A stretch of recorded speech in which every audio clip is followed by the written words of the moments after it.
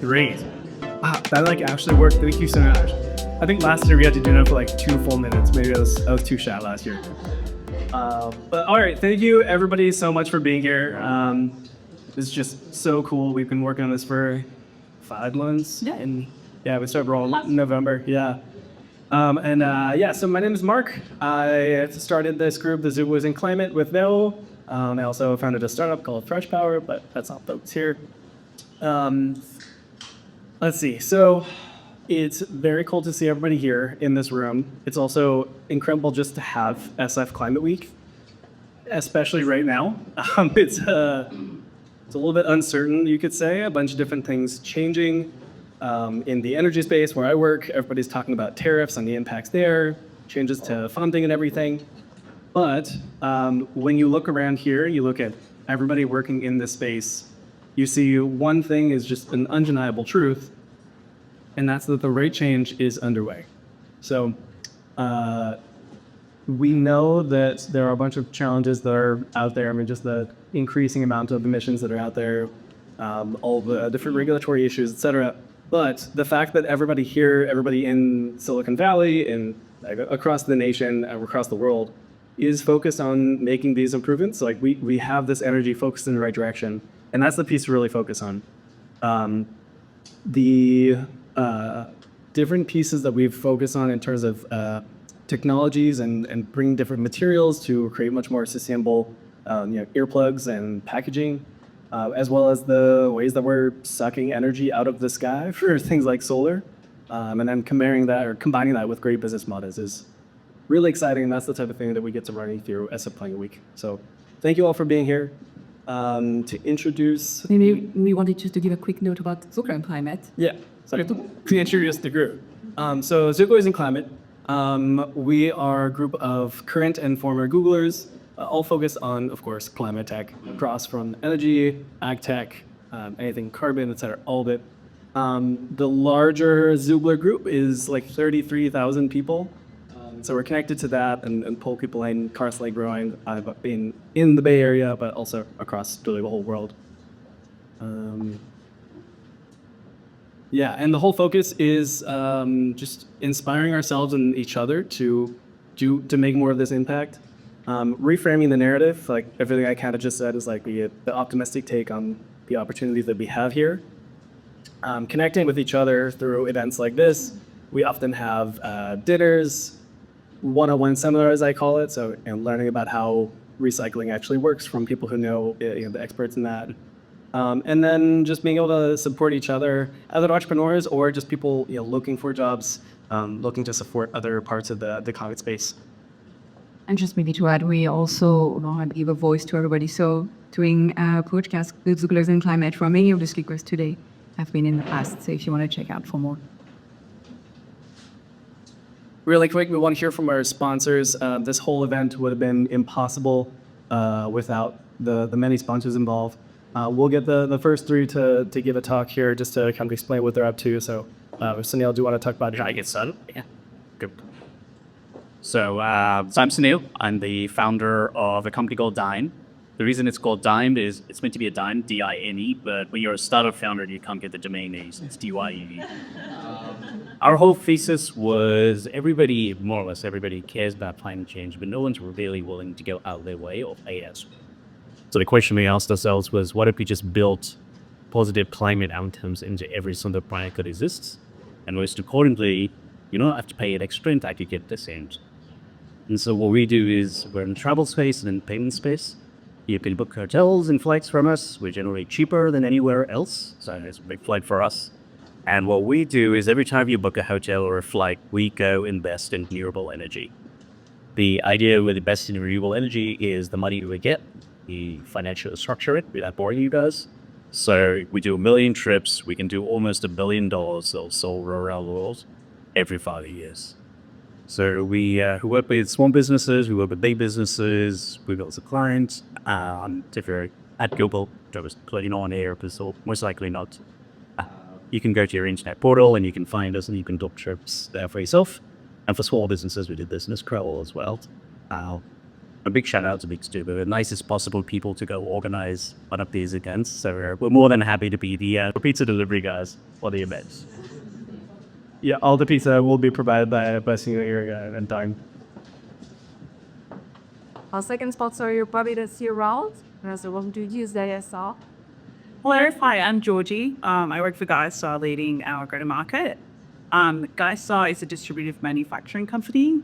We create ultra-thin ceramics to replace single-use plastics. So there's 500 billion single-use cups used every year, and most of those go to landfill, waterways, or they're incinerated. Our products are a replacement for that. They're designed to replace to go. So for all packaging, you do cups right now, but you could do bowls, you could do like jars, anything where you use a single-use plastic, you could use our ceramics. We create micro factories where we produce locally using locally abundant materials. There's a lot of clay in the world, so we use clay.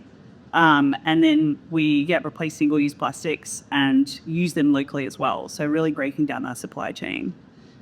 We are working with over 20 partners globally, and you can actually today find our cups at the Coffee Roasters or Capital One or a Earth Day giveaway.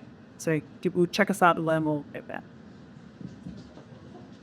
And they actually sponsored us last year as well, and I still have 6 of those cups. So they're like single use, but also many use. Hey everybody, it's good to be back here too. Happy to help host, and this is an amazing group of people from the 3 conversations I've had since I walked through. But my name is Dane. I'm a partner at Goodwin. We're a law firm that works with a lot of climate tech companies, Mark included, and probably some others in the room. But you know, we really just like kind of helping the community, being part of it. This is kind of the best group of kind of people and founders that I've seen in kind of my work across different industries. So I love being a part of it. And I think it's up on the screen, but any founders or really anyone company building, happy to extend, you know, free office hours. Just shoot me a note or Mark can connect to you and we can kind of have a conversation, get you some advice off the clock. But thanks, Mark, and thanks, everybody.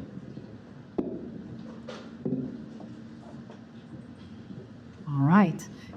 Before I walk you through the agenda, I just want a quick show of hands. I know half of this audience roughly is founders and CEO. If that's your case, can you raise your hand? Yeah. And people investing in climate tech companies. Right. Everybody else. Well, thank you for the quick show. So as Mark said, in my full-time job, I'm a founder also of an agency called Maison Laforgue, and we help early-stage startups grow, especially in the world of climate, reshaping their narrative. And I'm really excited today because I think since last year, the theme that was in my mind, and then meeting a lot of amazing founders during our podcast, was desire. Like, how do we create desire and positive emotions and not let people just think about what we can lose if we don't do the right thing, but what we can win and why we can make that easy. So really happy about how we thought about the theme and the people you assembled today. Thank you so much, everybody who trusted us. It's really big that who could assemble. So hopefully you got a chance to check the product showcase. I just wanted to give you a quick other shout to obviously GuyStar, we heard from you, but Gob and Lauren will tell us everything about mycelium and how it's an amazing material. We have Joe Plins, the founder is not here, he's based in Portugal. But on the last table here, we can see some of the glasses made of wood and recycled plastic. We also have Quilt with their indoor-outdoor unit, so check them out. And Sway, who's making packaging from seaweed on the first table. We're trying to track the Tello trucks, which is supposed to be downstairs. So that's going to be the treat when we can tell you where to find it. It's Easter egg. And Jason going to talk about that later. So we have a full afternoon. I'll brush through the agenda. I just want to make sure you want to stay the whole afternoon with us. I know it's a big time commitment, but we got just this amazing lineup. We'll stop talking about OGE in material, and with Ray, who's going to tell us about recycling. Then we have a panel of designers, innovators, bringing solutions, as I said, that you want to have in your home, you want to have in your life. Then we wanted to have something a bit more interactive, so we'll break after that the panel seating format to have you into workshops. Here's going to be the finance workshop with Claire. We know it's a big deal to find funding as a startup we're going to scale up right now, but there's a lot of options that we're bringing here, VCs and different type of investors to give you some of the story and behind the scene of what you can expect. We also have a panel. I know some of you are not yet in climate, but they're curious and want to know how to make the move. So Terry, who's here, and one of our dear Xooglers and deep member of his community, will lead a panel to share different journeys of people who've transitioned from climate to climate tech. And I just saw Tony and Natalia. They're going to be hosting a brand panel because we know creating a brand is huge. Even if you're small, you want to think about your value, you want to think about how you're going to communicate to the world and create this excitement about your product and your brand. So anybody who's a founder and want to learn more, you're going to get a crash course from the best. And then we'll be back here for the last session hosted by Mark. So the first panel is more about physical solution you can see and touch. This one will be about AI, software platforms with a great range also of people between energy and yes, really a wide range. So don't leave us. And I know she's the one. We got a treat for you. Yeah, Zoe over here. She's very invested as a CEO of Some Future, so she can tell us about what her company is doing. But she's also an artist, and she agreed to come and help us close this afternoon joyfully and artistically. So she's gonna share with us her talent here and play some music. We have happy hours. We're making cocktails. So yeah, check out the bar after that. And we just need to be out by 8. So you can get some sleep and keep going the next week.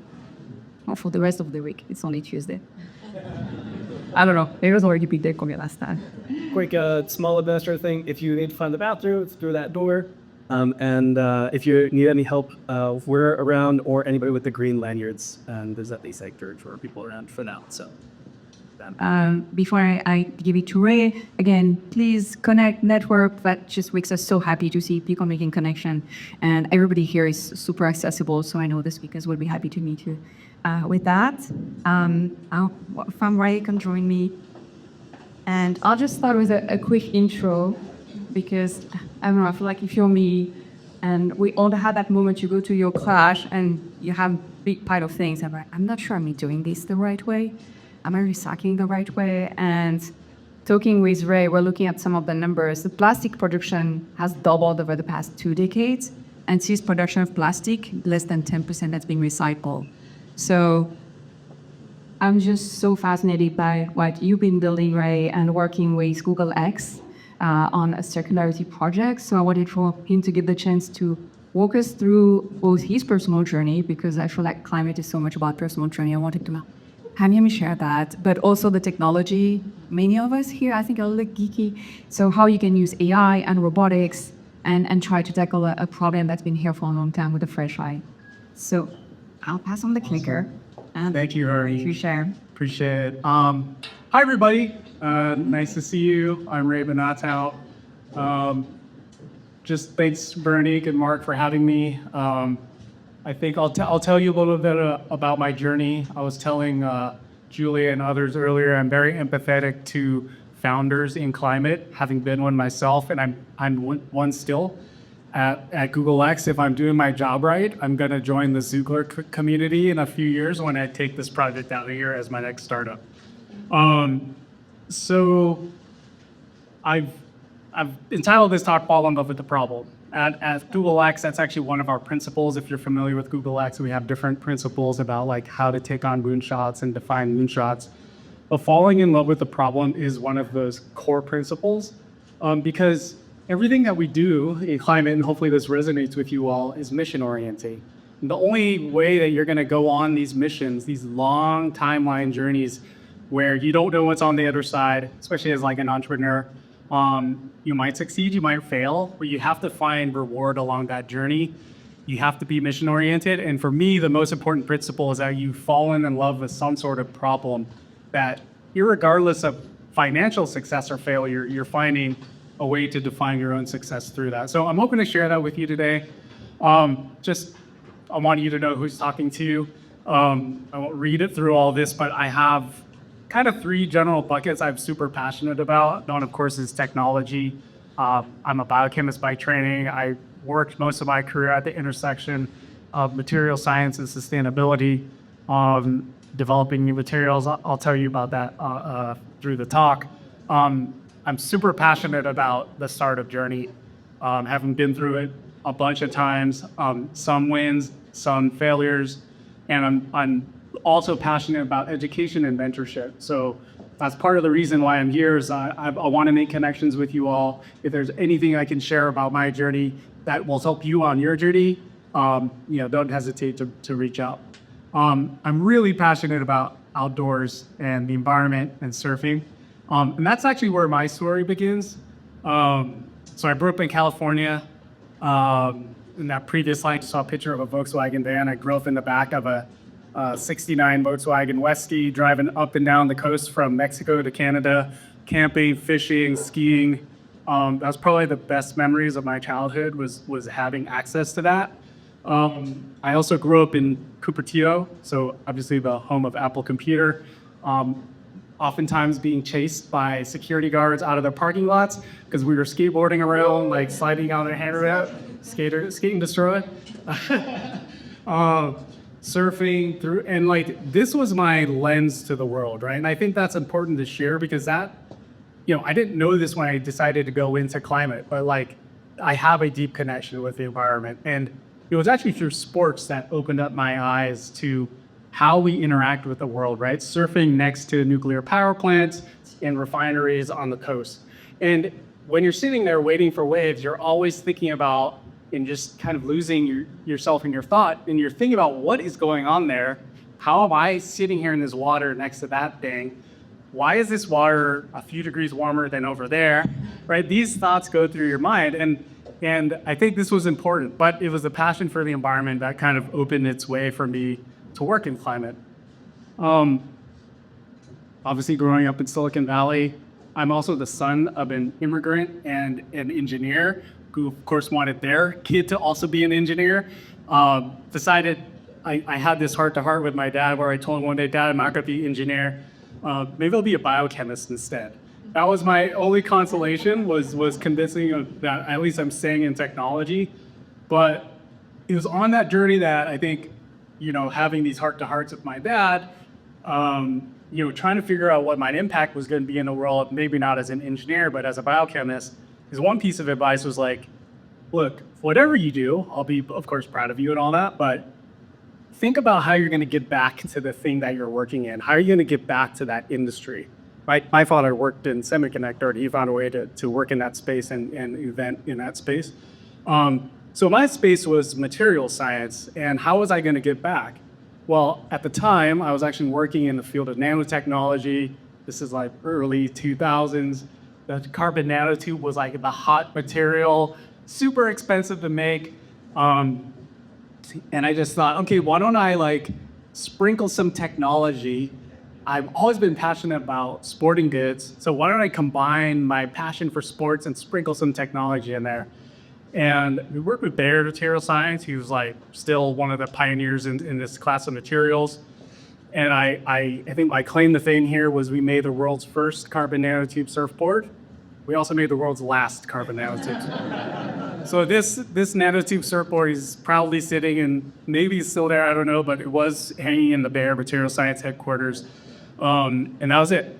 So just because you have technology doesn't mean that it's a business, or doesn't mean it's actually solving a problem. We published some cool papers with Berkeley about the benefits of carbon nanotubes in composites and plastics, but that's besides the point. So that was my first lesson. But that introduced me to this world of plastics. I worked in a very specific type of plastics called thermosets. These are high-performance plastics that are used to make important things in the world that deliver mobility, clean energy, transportation, fun, like sporting good products.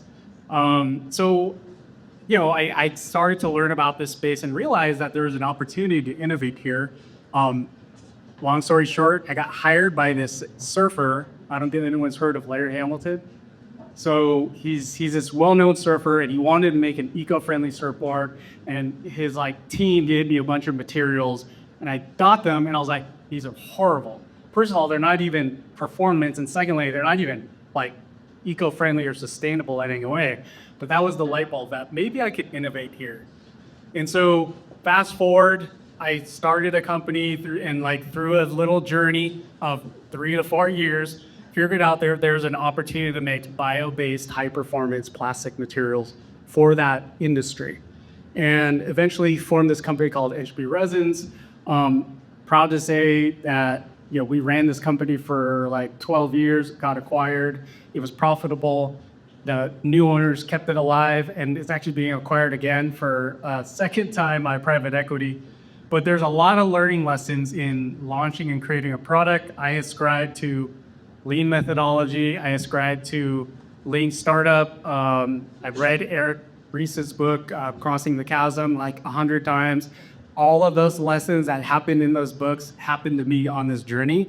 So oftentimes when I work with other founders, and actually this company helped start my next company, I take those lessons and try to apply them in all kinds of different use cases.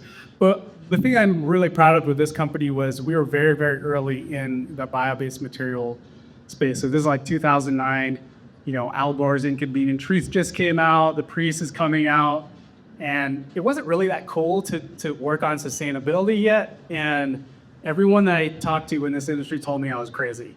They're like, why are you doing this? Like, are you like a tree hugger? Are you a hippie? And I kind of had to have a little kind of conversation with myself. I had to ask myself the question, why am I going to work in this space? And what I realized about that decision was whether I succeeded or failed at the startup, if I invented something that had a positive impact on the planet, that was my reward. So it didn't really matter. I just knew that that was going to be my measure of success. And that kept me going because I can tell you there were a lot of years of like kind of coming to Jesus and trying to figure out, is this really worth it, right? Not making money, trying to figure out how you're going to sell products to customers. Eventually, we figured it out.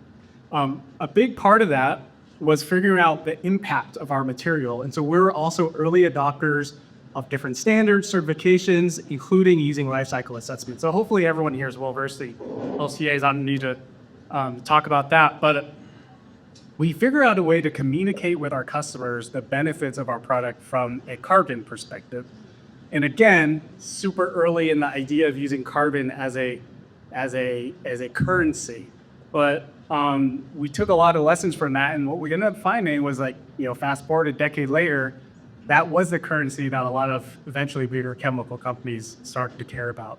So that was a really rewarding path. And I think the thing that I'm most proud of about that was we were one of the first chemical companies to join 1% for the planet. And at the time, it was really only like brands that joined 1% for the planet. But eventually, as we started to actually become profitable, we found that we could have an impact on partners who are doing the important boots on the ground work for the environment. And so what was great was that once we got acquired, that actually kept going with the company that bought us. And so it's nice to be able to measure the impact that our dollars had in a sustainable business on others doing environmental work. And then eventually, we worked with great brands and great companies. I'm really proud of this logo. I love seeing it in the wild, so to speak. Every single Burton snowboard out there, and there's other products that have that logo right next to the FSC logo for sustainable wood. And that's really meaningful because we found a way to actually build a brand that was recognized. A lot of lessons in how to do that and how not to do that. But eventually, this is what enabled the business, is finding customers like that. And so there's this journey of like early adopters to eventually mainstream adopters and then laggards. All of that ran true in this journey to eventually convert a company like Burton Snowboards 100% globally to real.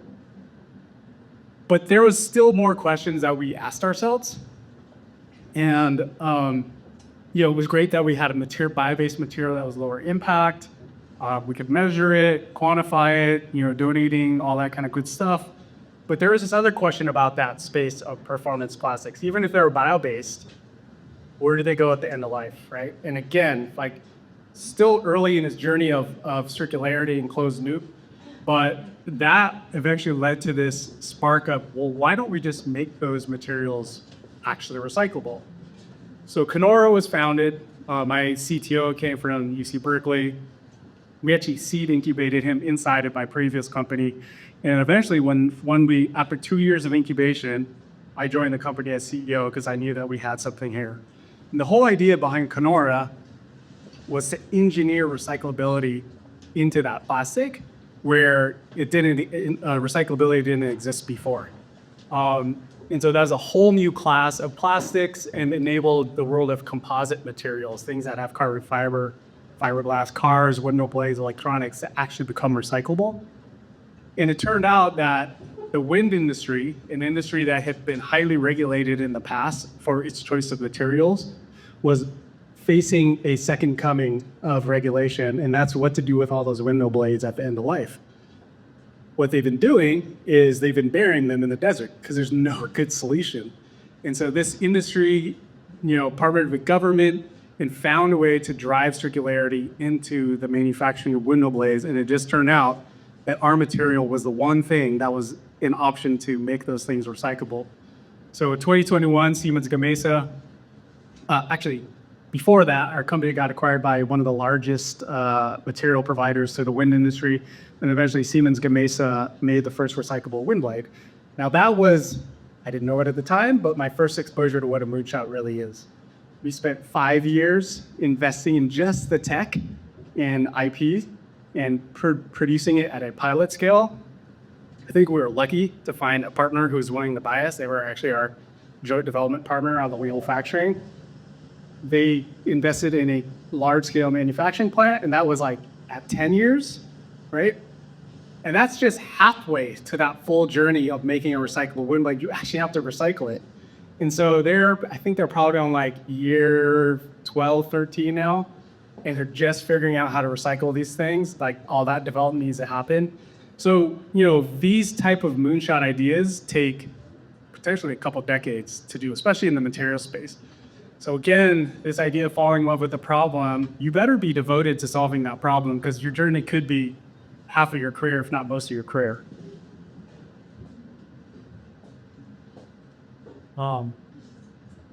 So again, this is all in hindsight, in retrospect. I didn't know this at the time, but that's kind of when things started to click for me, right?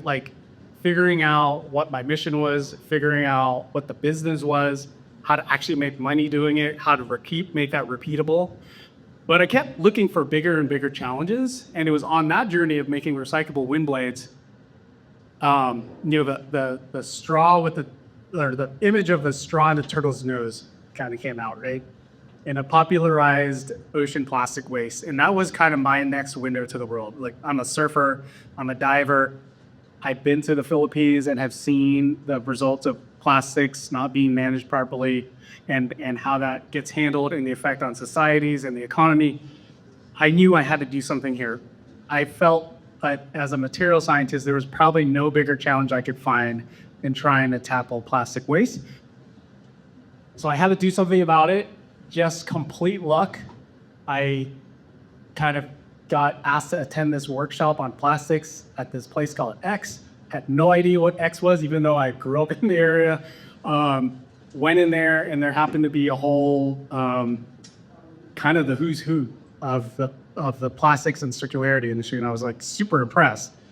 And it turned out X was working out a moonshot, but they just didn't know what that moonshot should be. And just all the timing worked out. Again, super lucky, but I had some ideas about what a moonshot could be in this space, and I found a great home there. I've been there for a few years now, working on this moonshot, so I'm happy to share some of that with you today. I'll move really fast because I know I don't have a lot of time. But again, I think because these moonshots take so long, you need a place like X and you need a place like Alphabet to incubate those ideas, right? I think the benefit of having an Alphabet behind you is you have not just patient capital, but you have scale, you have convening power to bring audience together to go tackle these huge, audacious ideas. And I think to contrast that with my entrepreneurial experience raising VC money is in that whole world, I was oftentimes pressured to pick the product. Pick the product, show me revenue, initial revenue, then show me scale. And you make some trade-offs along that way, right? And look, there's grass is always greener. There's no perfect way to do this. Like, working at X also has its some downsides, but like, there are going to be trade-offs along the way. And I think the nice thing about X is it's all about scale. So again, no bigger challenge I could find here than the plastics problem. You have economic, environmental, societal justice issues all related to this. There's the other thing I've learned is there are different interventions and different strategies to tackle this problem. I think the one piece of context I have to give you is that X is a technology company. We have to take a tech approach to solving problems. Not every problem or solution in plastics requires tech. This is an intersectional systems problem. It takes policy, it takes education. But as a tech company, we need to find a problem that tech would actually make a difference in. And so we landed on recycling. And I'll acknowledge that there are other approaches to circularity, and I believe they're all important, including reuse, including reduction. In fact, those come before recycling. But the reason we focus on recycling is recycling actually needed a boost. So there's all kinds of facts and figures here. Veronique cited one. There's a paper that studied that, like, of all the plastics ever produced, less than 10% have ever been recycled, right? Why is that? Well, here's some of the main challenges. Let's just start with recycling there in the middle. The recycling process itself is a kind of a downgrading process. You kind of heat and destroy that polymer material repeatedly until it loses its performance. So in a way, by losing performance, you're disincentivizing the circularity of that material. So we're looking at that. But even in order to recycle, even before that, we found that the feedstock coming into recycling was very much challenged. Today's recycling infrastructure was designed mainly for for newspaper and glass. We don't use that much anymore. We use cardboard, we read our news digitally, and we use plastic for most of the packaging. That infrastructure is still catching up. There's been investments, but it's still catching up. And then lastly, what we're finding is this was a data sparse problem. Like, there's not much information about waste, where it is, the quality of it. And if you're trying to do better with recycling, you need that type of information. So we just started to design our exploration around the space. Here's a great example of the complexity of plastics, right? This is for a food pouch. Just stare at that for a minute, but like, think about how many layers of plastics and additives and other materials are in that package.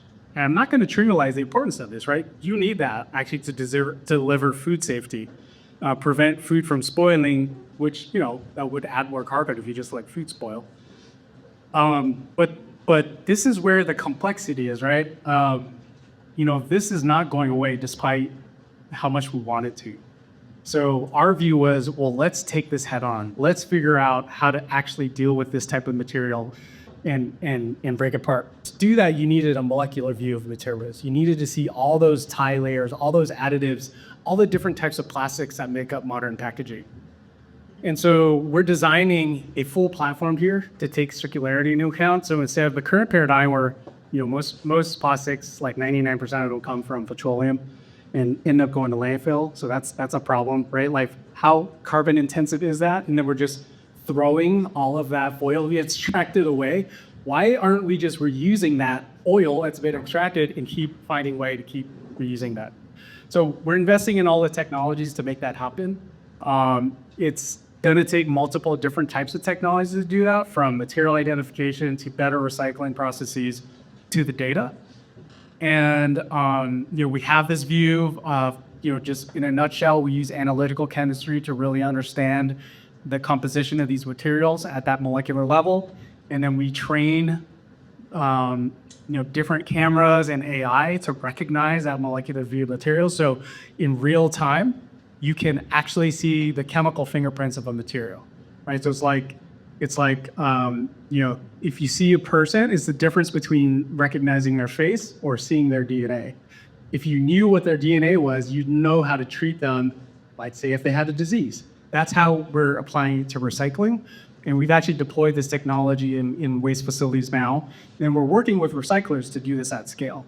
So and here's some examples of, like, problem areas where you need that molecular view of materials. Like, the way we recycle cars today, we throw them in a giant shredder, and you have to sort out all those fractions after they're smeared with oil and dirt and all those other chemicals. How do you pull out recyclable plastics in this case and get them to the right recycling route? Textiles, whether you reuse them or recycle them, these are super complicated materials. Like, they're a mixture of polymers, organic materials, dyes, additives, and even though I've mentioned that plastic recycling needs some improvement, like, this almost doesn't even exist right now. So in the amount of material produced and the impact on the planet is as big as plastic packaging, if not bigger. So we need these types of technologies to move quickly and advance recycling infrastructure. I'll highlight one case study here. So this is a case study where we took all of that technology, everything I described, put it into a machine, stuffed that in a waste facility, and we diverted all of the plastics that were heading to landfill. So normally this material is not going to be optimized for recycling, like the existing recycling infrastructure. And we've trained it to recognize value in a new type of recycling process, a process called advanced recycling, where you break that plastic down to the molecular level, and then the chemical companies can turn that back into a usable material, another chemical, maybe even a plastic. So essentially, you could convert plastic back to oil, and then the oil back into something useful. So we did this at scale, and these are our partners in the chemical industry, a company called Valterra. They did the first, this is at least to our knowledge, the very first example of diverting 100% post-consumer landfill-bound plastics away from the landfill towards a new recycling process that is starting to be developed, and again, could be game-changing if this works at scale. Still a lot of challenges, a lot of headwinds, techno-economics, policy, et cetera, to make this happen, but that's where we invest at X. We like to invest in those spaces where probably traditional venture capital might not be interested, just due to the risk and the timelines. And so that's just one case study where this tech is starting to scale. And I'll leave you with one other idea. We like this idea long-term of, like, what if you didn't have to do all that? Like, what if you didn't have to sort the waste, like contaminate with food and everything? So we explored that with Berkeley National Labs, and with our partners there, we used AI to discover new catalysts that could break plastics down, a certain type of plastic, in this case polyesters, break that down into organic molecules, and then we fed those organic molecules to engineered microbes who could digest that as feedstock and turn it back into bio-based polymers. So the concept here is, how would you transition the world away from oil towards a bioeconomy? We love that idea. Super early R&D work. We published a paper on it. There's a lot of challenges of the techno-economics to make that work at scale. But these are the types of things we're super interested in at X and trying to de-risk in these release stages. So hopefully I give you an idea of, like, that journey, the entrepreneurial journey, and thinking about taking on bigger and bigger challenges through your journey in climate. But for this last picture here is our team at X and Google. We all went on an ocean plastics recovery up in Alaska, the remote islands of Southeast Alaska. What was amazing about this trip was we went on islands that humans we know have either not set foot in on a one time or maybe ever. And these beaches were littered with traces of humanity. And we even found, like, jugs and beer bottles. Cooper there was with me on that trip. We found bottles that had bear teeth marks in them. So we know that, like, nature is being affected and interacting with these traces that we leave in the environment. And I don't know, in 1 week, I think the team of 10 of us cleaned up 20 tons of trash manually, just picking it up. And all of that is going to get recycled in Alaska. They just set up their first recycling facility out there. But there is something just rewarding about even just going out there and having that immediate reward of picking up trash out of the environment. So I think my point of all this is, like, look, we all have agency, right? You don't have to be a biochemist to solve these problems. We need lawyers, we need business people, we need educators, we need politicians to, like, help set the agenda on circularity and climate. So I encourage you, whatever lane you're in and whatever direction you're looking at, continue that journey and fight the good fight. Thanks. Thank you. So first of all, I think you have the best team building event. That's really awesome. We have 2 more minutes before you go, so I just wanted to make sure I can take any questions from the audience if you have one. And just shout it, I'll look at it. Yes. Very cool. The thing that kind of piqued my interest is the molecular breakdown of the last deck. Why did you choose this? Is it just because it's partner you chose to be that kind of second? Or why did you choose to go that direction? That's later instead of starting there with your business?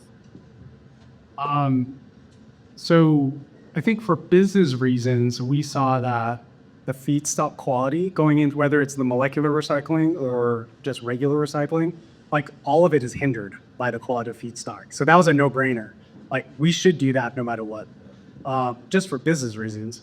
But at X, like we like to take on these bigger challenges, longer timeline horizon challenges, and that's where the molecular recycling, kind of that cool sci-fi sounding approach made sense. But like we also needed there to be an industry starting to galvanize around it. So there was some timing behind that too, that we started to see investment in that space, like the chemical companies, the off-takers of these chemicals were investing in the space. So we started to see the ecosystem start to galvanize, and that was another driver. Like we have to also have that, right? We have to be realistic about the business choices. And even if it's still early R&D, you need there to be an ecosystem to go do this. We experiment very, very early with these technologies. We also want to partner with industry very early. If there's no one to partner with, then we try to think twice about whether or not we do that. Last question. So I think the advanced recycling technology is real awesome. And I've heard that for many of the works out there, it's mainly through cost imposed investing in new technology and space constraints that is preventing them from getting into this technology. How are you finding on scale with that and getting more adoption? Great question, really insightful. It sounds like you've worked in the industry or aware of it. Yeah, I think, if you think about that curve of adoption, waste facilities, the MRF, they're probably the laggards, right? They're the ones who are going to wait for change to come. What we're seeing, the early adopters are the recyclers. They're the ones most incentivized to create new value of their output. So we're kind of starting there in that space. And the good news is there's plenty of room for all kinds of technology in that side.